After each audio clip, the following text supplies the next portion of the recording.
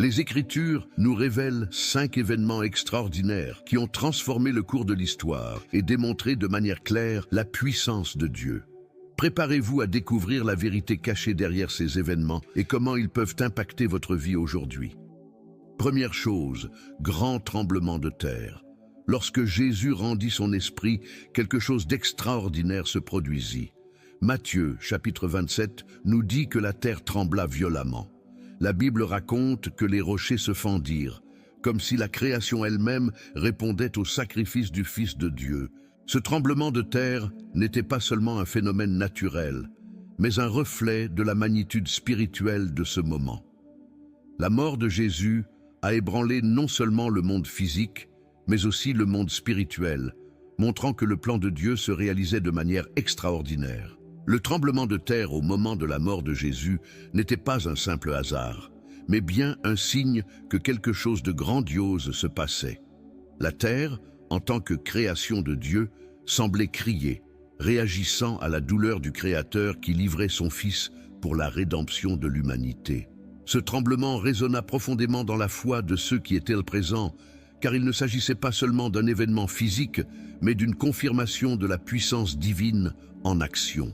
Ce grand tremblement de terre peut également être compris comme un présage des transformations spirituelles qui ont suivi la mort de Jésus. Le sacrifice du Christ a ébranlé les anciennes structures, tant au ciel que sur terre, créant une nouvelle ère pour l'humanité.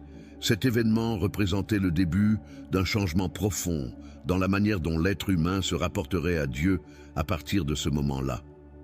La fissuration des rochers illustre également comment la crucifixion de Jésus a impacté la réalité de manière tangible. Tout comme les rochers se sont brisés, les cœurs endurcis face au message du Christ ont également commencé à être brisés. Cet événement grandiose a mis en lumière la vérité qui était révélée par la croix. L'amour de Dieu et sa justice, démontrés de manière si évidente, ne pouvaient être ignorés. Et tout comme le tremblement de terre a ébranlé les fondations de la terre, il peut aussi ébranler les fondations de nos vies. Parfois, Dieu permet des secousses pour que nous nous réveillions et tournions notre regard vers lui. Matthieu 27 raconte cet événement de manière claire et nous amène à réfléchir. Qu'est-ce qui, dans notre vie, doit être ébranlé pour que nous puissions nous rendre complètement à Dieu?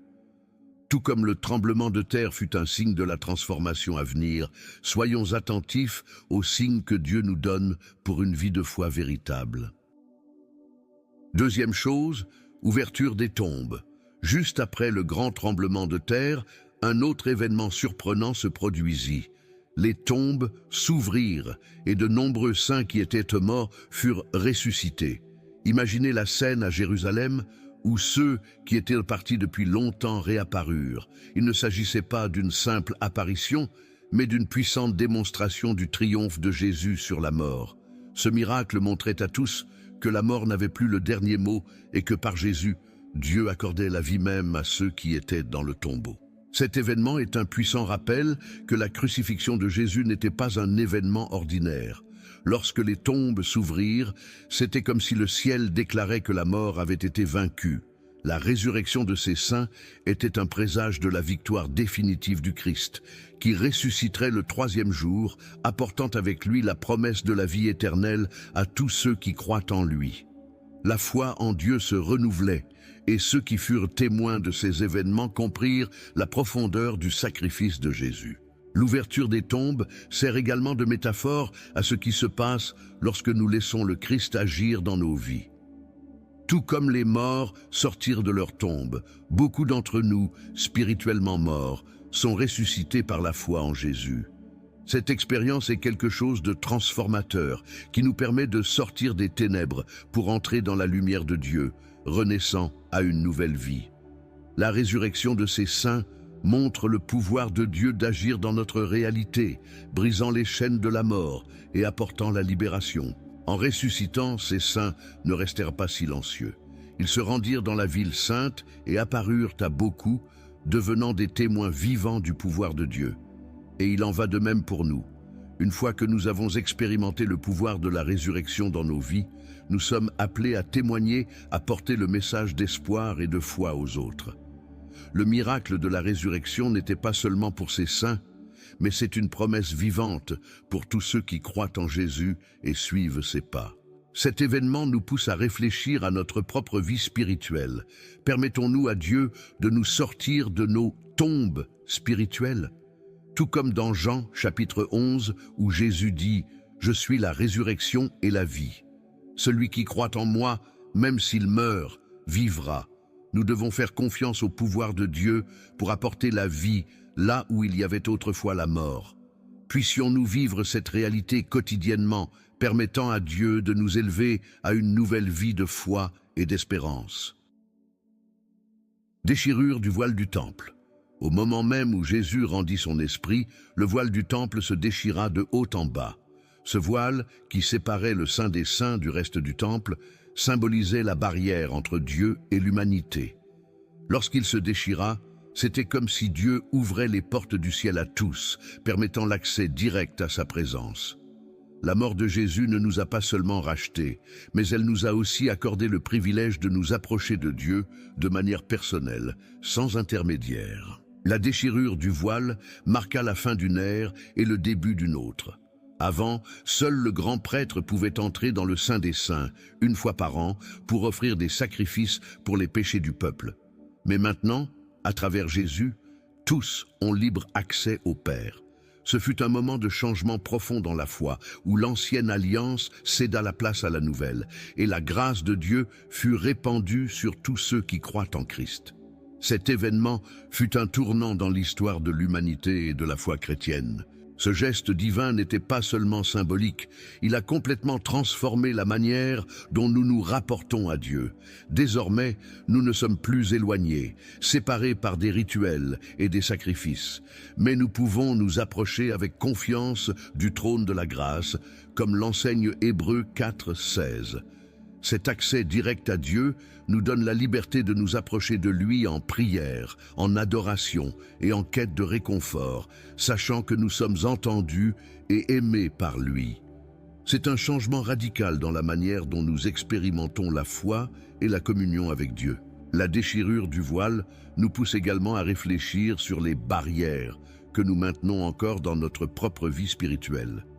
Parfois, nous créons des voiles qui nous séparent de Dieu, que ce soit par la culpabilité, la peur ou des sentiments d'inadéquation. Mais Dieu a déjà enlevé ces obstacles à travers Jésus. Il nous appartient d'accepter cette vérité et de vivre une foi sans barrière.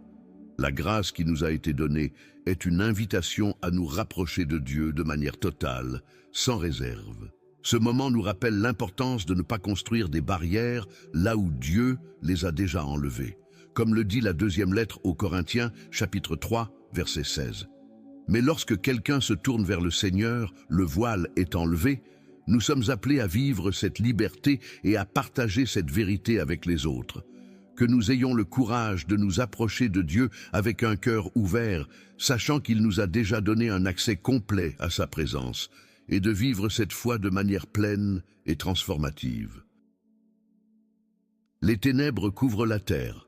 Pendant la crucifixion de Jésus, quelque chose de mystérieux et de surnaturel s'est produit. La terre a été couverte de ténèbres pendant 3 heures, de midi jusqu'à 3 heures de l'après-midi. Ce phénomène était plus qu'une éclipse ou une coïncidence. C'était un signe du deuil divin et de la gravité du moment.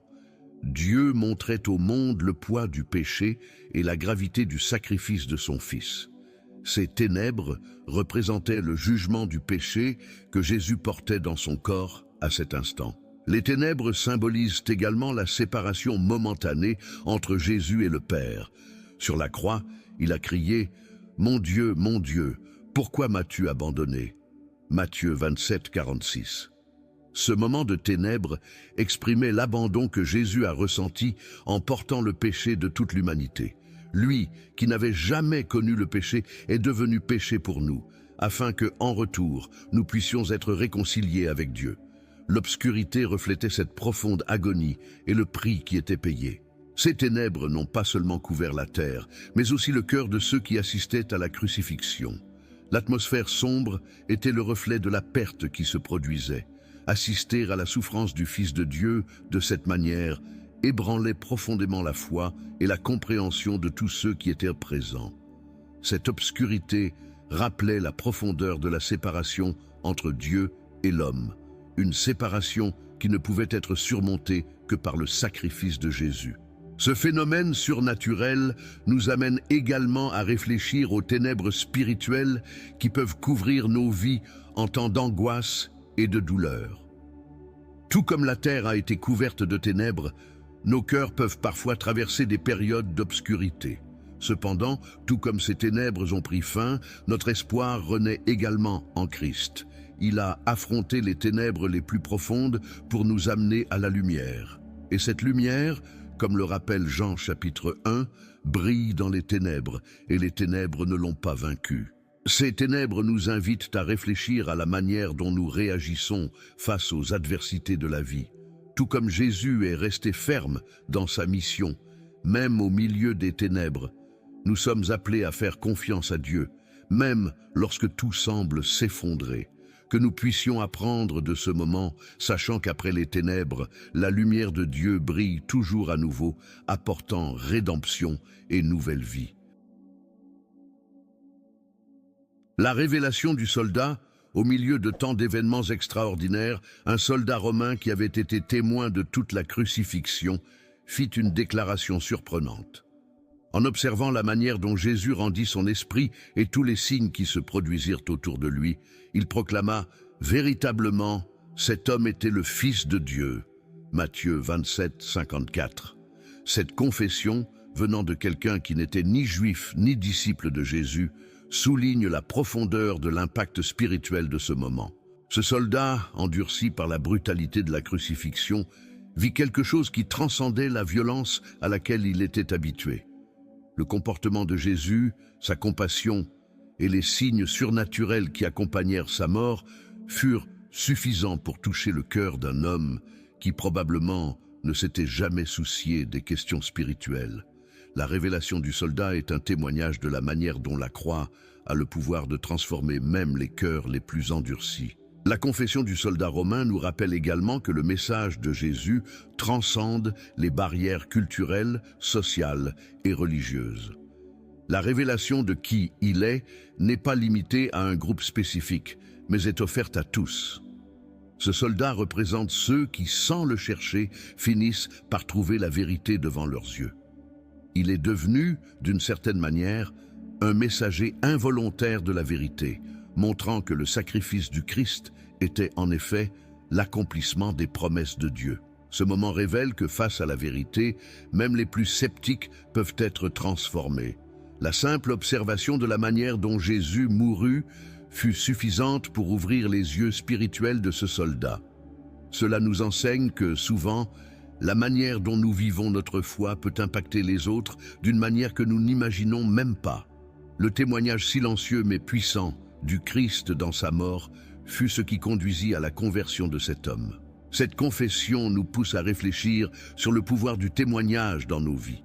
Tout comme le soldat a reconnu Jésus face aux événements qu'il a vus, nous sommes appelés à témoigner du Fils de Dieu dans notre quotidien. Romains chapitre 10, verset 9 nous rappelle « Si tu confesses de ta bouche que Jésus est Seigneur et si tu crois dans ton cœur que Dieu l'a ressuscité d'entre les morts, tu seras sauvé. » Que nous puissions vivre de manière à inspirer les autres, à reconnaître le Fils de Dieu dans nos actions et nos paroles. La question qui demeure est, comment cela change-t-il ta vie? Vis-tu pleinement à la lumière de cette vérité ou reste-t-il encore des barrières à briser? Jésus a déjà déchiré le voile, il a déjà vaincu la mort et l'invitation à une nouvelle vie est devant toi. Il est temps de s'approfondir davantage dans ta foi, de laisser Dieu ébranler les fondations de ce qui t'empêche de vivre pleinement. Le Saint-Esprit t'appelle à quelque chose de plus grand. Et maintenant que tu connais ces 5 événements puissants, continue de croître dans la grâce et la connaissance de Jésus et découvre quelles furent les 7 dernières paroles de Jésus sur la croix et leur signification profonde pour ta vie aujourd'hui. Cliquez sur la vidéo qui apparaît à l'écran et regardez. Que Dieu continue de vous parler avec puissance au nom de Jésus. Amen.